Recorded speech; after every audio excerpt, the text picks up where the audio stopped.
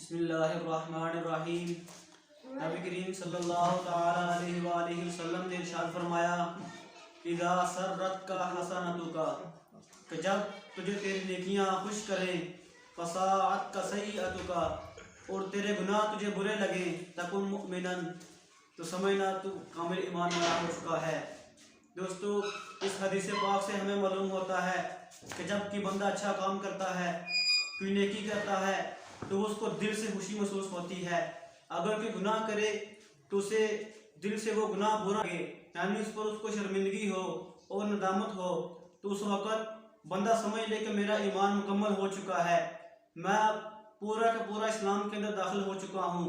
دوستو، ہمیں بھی ایسا سوچنا چاہیے کہ جب کہ اچھا کام کریں ہم تو اسے دل سے محسوس کریں، اسے خوشی محسوس کریں، اور جب کوئی گناہ کریں اس پر ہمیں ندامت ہو، شرمندگی اٹھائیں اور اللہ تبارک و تعالیٰ سے اس گناہ کی معافی مانگیں۔